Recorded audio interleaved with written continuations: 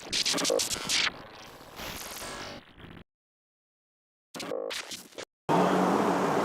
everybody, welcome back to EQN Sports, all driven by Holiday Auto Group. I am Drew Stu, and this is our continuing coverage of the NRCHA Kimes Ranch Derby going on out at Westworld in Scottsdale, Arizona. Of course, the continuing coverage is brought to you by our friends at Ranch Fuel, our great energy drink and partners. They've been with us all year long with our continuing coverage of the NRCHA. Hey, this is kind of a special interview. I'm going to tell you right now because this is cool. This started off as a sponsor highlight, but then turned into I won a whole bunch of stuff. So it is a sponsor highlight on top of a championship interview. And so I'd like to welcome in Stephenie Bjorkman right now, who's been waiting very patiently because we had to upload all of her runs because you've been beating the pants off them, Stephenie. So, hey, thanks for hanging out and welcome to the Sports Desk. I'm so excited I finally get interviewed by you. I think I'm the lucky one today.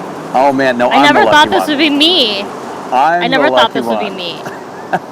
Okay. Hey, you win. So really and truly, we sat down here about literally 10 minutes ago, 15 minutes ago, just talking about the sponsorship side of it. But we're going to push all that aside because you came in the non-pro boxing and the box drive and had 216s, won that.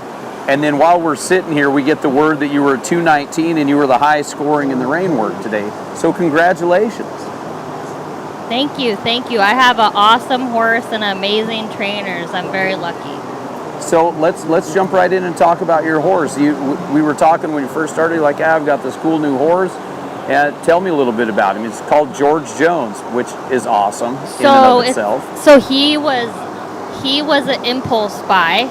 And what happened was last year at Stallion Stakes, I forgot to ask my trainer because I had just started riding with Randy Paul, and I forgot to ask him if he was going to the show. I just assumed. Well, he wasn't there, so I said, okay, well, I'm going to go without you. So they send me to Stallion Stakes by myself, and then I do what every trainer loves when the non-pro just goes and buys a horse without their trainer. They love that, right? Yeah. It's a favorite thing. But anyways, so I called Randy and I said, I know that you guys don't like it when non-pros go rogue, but this horse walked by. He's so beautiful. He has this big, beautiful hair, and he just I fell in love with him the second I saw him. And Randy said, well, who has him? And I said, well, Zane Davis has him. And he's like, oh, well, if Zane said that he will work for you and he works for my program, just buy him. And I was like, what? No, I need to send you 500 videos before, just to make sure. So, of course, poor Zane, because we know how chatty he is. I was right next to him the whole time. He was my best friend for the whole week. He just told me to get a bridle out of his tack room and go take him for a ride. And I was by myself, so I was like, I can't just go take this horse for a ride. He's 4. I don't know him. And then he's like, you're fine. And then 15 minutes later, he felt bad, and I see Zane out in the corner, and I'm really chatty, so I'm chatting him the whole time. What do you think, Zane? And he's like, oh man, this girl, she just doesn't be quiet. But he tolerated me. So then I came back and I told him, I had to ride him again, and he was like, great, okay. So I made him take me out the next day at night, and it was just him and I and a couple other trainers, and he was awesome, and he made sure it was a fit, and it was so easy to buy him. Randy trusted Zane. Zane was awesome, and then I took him home, and he's been the perfect fit ever since.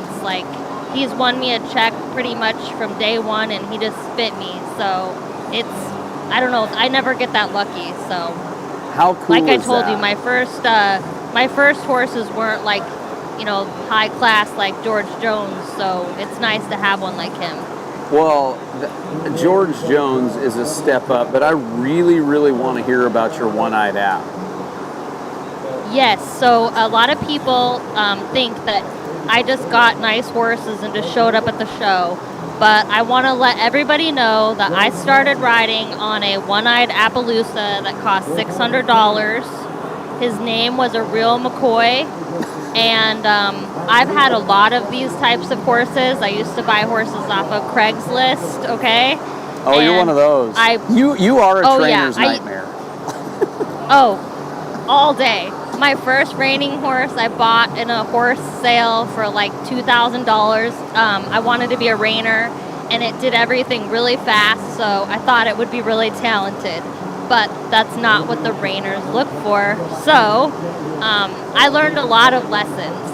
And the first time I showed reiners, because I came from rodeo, like rodeo and stuff, I thought it was a speed event. Apparently that is not the case. And my first reining horse show, I fell off and I left in an ambulance and got kicked in the head and got a concussion. And the next day, people were surprised that I was there showing, and I didn't understand. Like, I came from rodeo. Like, people fall off every 30 minutes. Like, how is this not normal?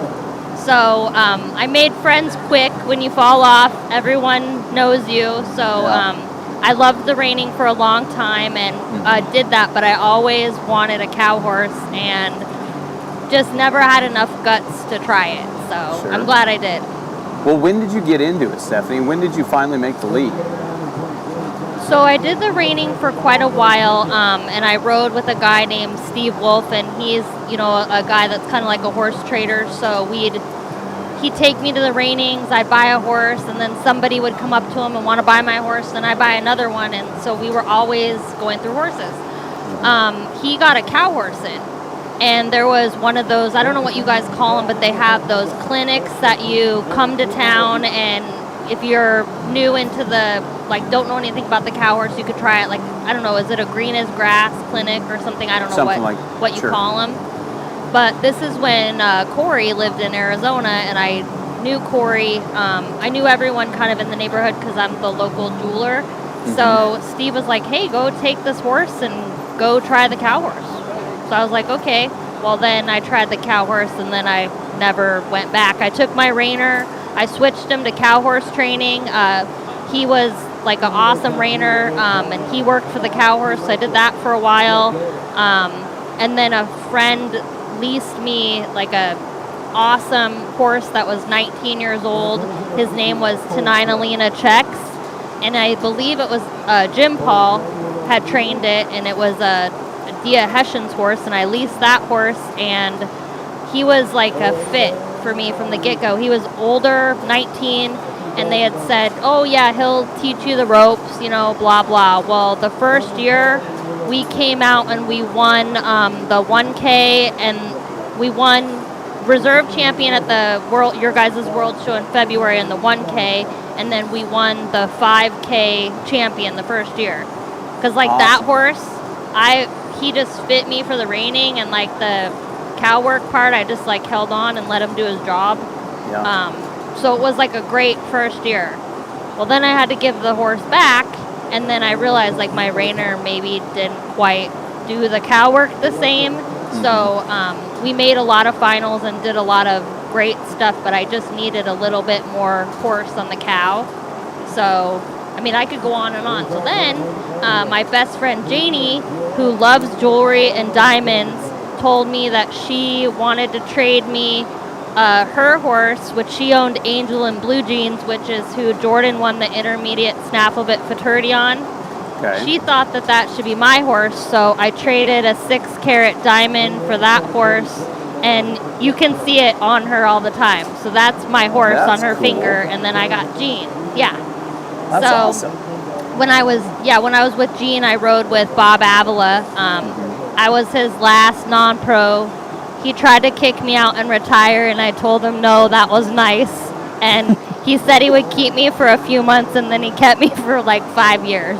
Perfect. So when he passed away, I kind of did the same thing to Randy Paul. I didn't ask him if I could come ride with him. I just showed up at their house and told them that I was their New Holland. And then I bought Georgie without permission. So, they have to tolerate a lot, but I think they're used to me now. And now, if he ever leaves Janie's house, like, he can't. I'm never letting him leave there because that's my home too. So, but yeah, so that's my horse story in a nutshell. I love it. So, I love it. Well, it's fun, and I love it that you just love this deal, and like you said before we started the interview, we're going to have fun, and I love that you love this deal and you're in it, and you know, it's a good time showing these horses, and it's a good time in the cow horse. That's one thing I've learned in these last 2 years. This cow horse community is so much fun and full of such great people. I love that you just show up and are like, hey, I'm your new non-pro. This is what we're doing. That's great. It's great. I absolutely love it. Yeah, the trainers don't love it at first, but they just get used to it. They just get, but, they're like, huh, just give me some time. It'll be fine. Oh, and I ride like 4 or 5 days a week, which they love that too. That's like really fun for them, because they're like, when are you going to let me train your horse? You know? That's perfect. So. That's perfect. Yep. So. But hey, I do let Randy ride my horse. I'm not going to lie. I do listen to him now, but I have other horses that I ride to make up for that time. Like, I have a little pony in my yard that I ride bareback in a halter to make sure I can be sticky and not fall off. I love it. I love it. Putting in the time. Well, it's definitely showing. I want to watch this 219. Are you ready to watch it? Okay. Critique it? Okay, yes. All right, here we go. Ready.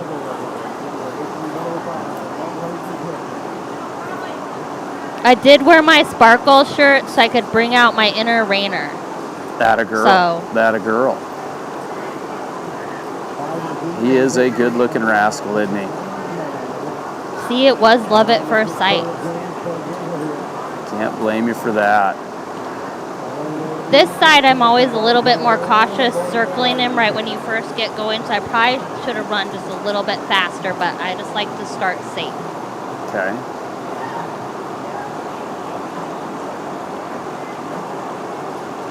Oh, you bet.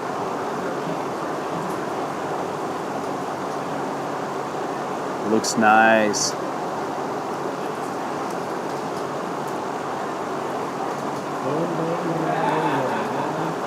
That was good. And if I missed that lead change, Bob would.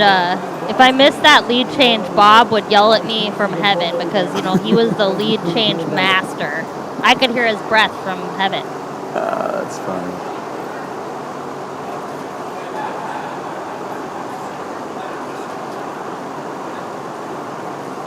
Old George Jones looks good. When he's naughty, we call him Jorge Jonas. Jorge Jonas. He has a lot of names. What are you doing? So you'll see his big Randy Paul stops. He's got all the Randy Paul maneuvers here. All right, here we come.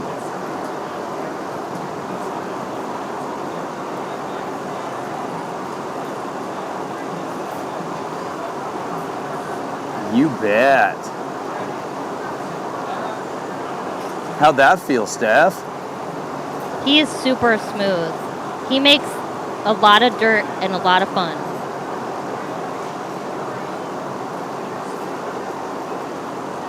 Good job. Good job.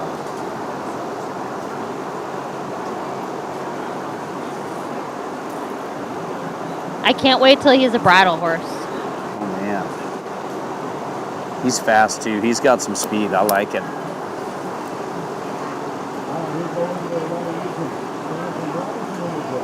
You should see Randy show him. He's like way more awesome for Randy, but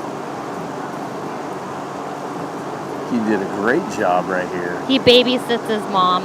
That's cool. He knows I need his help. He knows who foots the feed bill. Oh yeah. And I made sure and got that backup. A lot of people leave that on the table, so I was like, get back. Well, good job. So 219 right there. You won $1,800 on that run right there. Good job. No, I won on the box drive. So the day before he was a 146 and a half in the reining and a 146 and a half in the box drive. I don't know. Today was the Derby rein work, so I don't know if they do day money or what they do. Oh, gotcha. Yeah. Yep. Well, regardless, we got $1,812 in our pocket right there for that. Yeah. And great job in both of it all the way around. But, thank you. The main reason that we wanted to talk to you is because you're one of our great sponsors.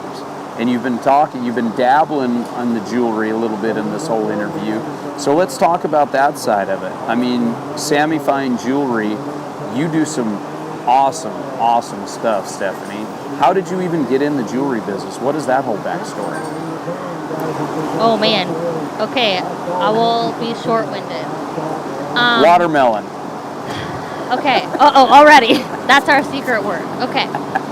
So, growing up, I was definitely more of a tomboy. My mom owned a jewelry store, and so I was not the daughter that she was hoping for that was girly and liked jewelry. I was definitely a tomboy. So she tried to get me into the industry, but I really wasn't interested. When I was 17, my parents got a divorce and my mom got breast cancer.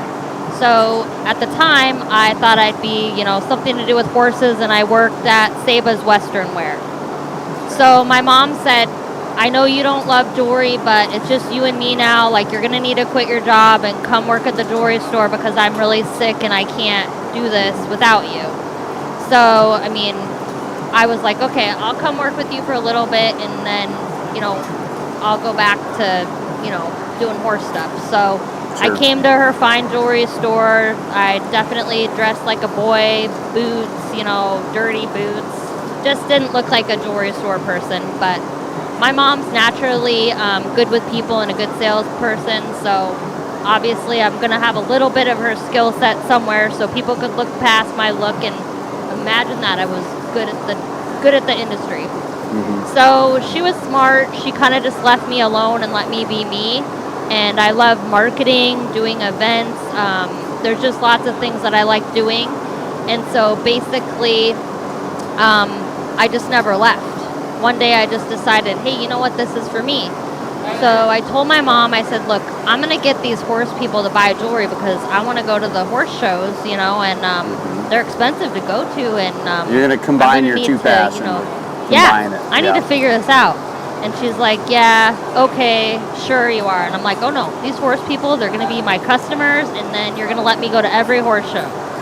So it started off that way. So I would have a booth, and then I was showing reining and cow horse. Okay. So like I would have a booth someplace. This is before when I was doing rodeo stuff too. I would just have a booth and tell people what we did and make friends. And I'm a native to Arizona, and I live in the horse area, so I just started making friends. Well, now I think I've been doing this since I'm 46, and I've been doing this since I was 17. So I've built a lot of horse customers now, and I proved her wrong. Mom, you're wrong. You did it. But I like to say that I make jewelry for people that wear their jewelry, because so many times people think like, oh, I can't get my wife jewelry because she just loses it. So, or, she realizes her diamond's missing. So I try to make jewelry that's horse people proof. My jewelry store you're not going to walk in, there aren't people in a suit and tie, like it's fun, like my dogs come to work with me, it's kind of chaotic in there. I may have just got done at the barn and I'm wearing boots and spurs, my staff looks normal, but we're really down to earth and have a good time. So I don't do booths at the horse shows anymore. It's easier because people just like, right now I have someone's jewelry in my pocket that just walked up and told me they needed something. So it just, it's more like that. So I'm not a booth person. You can't sit me in one spot for 15 hours and then give me rules that I have to show up at certain times. It's just not what I do. So I can see that. Not a rule follower. Sure. I love it. Well, I want to take a look at these rings. So what you do is you make rings, and you were talking about, like for the Derby, you've got a total of 4 or 5 rings that you make for this show. Is that right? So this ring here wasn't something that I originally even told them I was sponsoring. I just surprised them and decided to make it. Okay. So I thought I'd do like a Super Bowl ring, but make it more Western, and then since I didn't tell them I was doing it, there were like no rules for designing it. So I had this American blue stone, which is basically like a melting pot of American mined gems that make up that blue turquoise looking stone in the middle.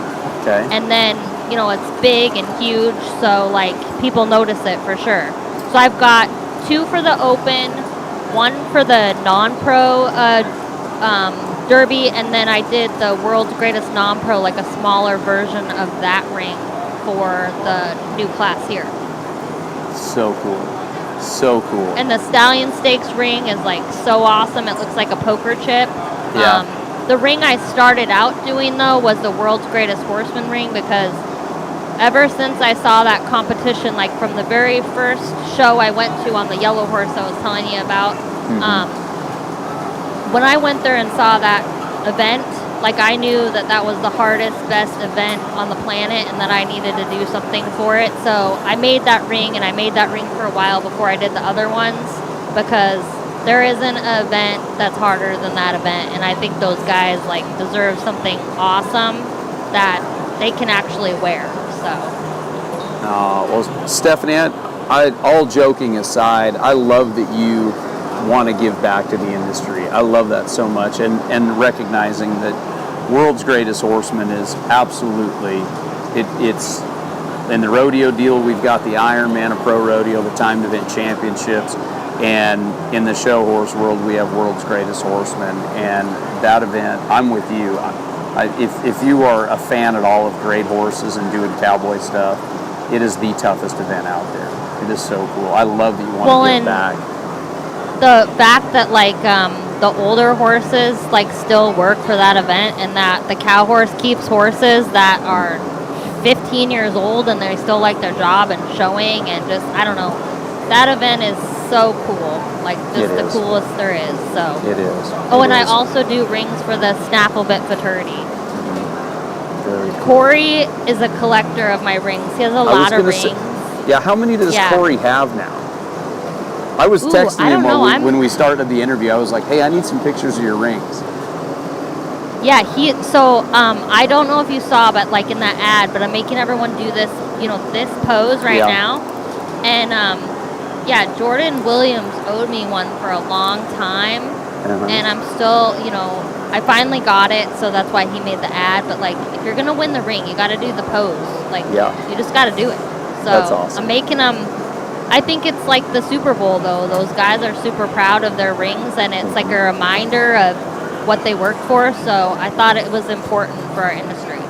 Well, I think you're doing a great job. I think that's very, very cool. The rings, the belt buckles and all of that stuff is awesome, but something like a ring, there's just something about it. It's like the championship, and like you said it earlier, it's like the Super Bowl ring. Like everybody knows what a Super Bowl ring is, and it's pretty dang cool to have something like that, especially at these top tier events, and you can't go get them everywhere else. And it's got that uniqueness, it's got that deal, like I want to go win that ring, and that's very, very special, and that makes it special. So good on you for doing that. Well, thank you. I like doing them. So that's so cool.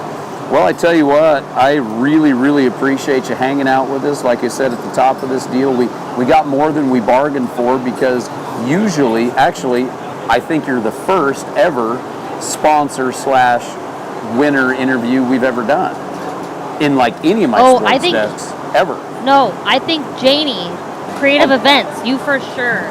You've done her, and she wins a lot of stuff. You're right. I'm chasing her right now. You're chasing her. Oh yeah, watch it, Janie. I'm coming for you. I love it. She's my best friend. We like talking to each other like that. Oh, it's fun. It's fun. So what do you got next? When are you on the back of one next? I'm in the herd work tomorrow. So, and then I don't know. Poor Georgie, I signed him up for everything this week. It was in our hometown, so I was like, let's do this. Let's do it. Well, then we got a good chance we're going to talk again then, huh? Oh, we are. You're going to love talking to me. Call the shot. I love it. And do you need jewelry for your wife? I see you're married. I mean, I am. With a brand necklace? You are not gonna get money out of me right now on camera, okay? Okay. No, I'm not. Nope. But I'm sure you have an upcoming anniversary or a birthday and I've got an 18-year-old, a daughter that's turning 18 here in a month, and my wife's birthday is coming up, and our anniversary. Staple of life. She needs diamond earrings. Yeah, right. How many year anniversary? So this will be 10. Oh, and a 10? Yeah, I'm going to get your cell phone. You're killing me. Yep. Don't worry, wife. What's her name? What's her name? Sarah. Sarah? I will find him. Don't worry, Sarah. All right. Well, hey, this Actually, what you're doing is taking pressure off me, right? So I'm going to make this your deal. So it's at the end of July. That's which is by the end of July. You just need to have me covered, okay? Is she on Facebook? Oh yeah. Okay, I'll find you, Sarah. I'll find you. her. Okay, perfect. I'll get you my number so you can put it on speed dial. Perfect. Okay, perfect. Sounds awesome. Well, hey, great job, Stephenie. Thank you so much. All fun aside, thank you so much for being a big part of the NRCHA, and I love that you're combining your two passions. It's so cool. Yeah, I feel lucky I get to do this. So thank you to my staff for letting me leave work and play, follow my dreams. So perfect, good stuff. Well, I think that's going to wrap it up here. She was a 219 in the rein work. Great job. And also got $1,800 in the other class as well. And she is one of our great sponsors, Stephenie Bjorkman. And a big thanks to Sammy Fine Jewelry for all that they do for us, making those cool rings. And we're going to be bringing you more and more interviews as we go on. I like this when we can double whammy them with our sponsors and our winners. And folks, we're going to be bringing you more action from the NRCHA Kimes Ranch Derby in Scottsdale, Arizona. On behalf of our friends at Ranch Fuel and Stephenie, thank you so much for being with us. We will catch all of you on our next interview coming up here in just a little bit. Stand by.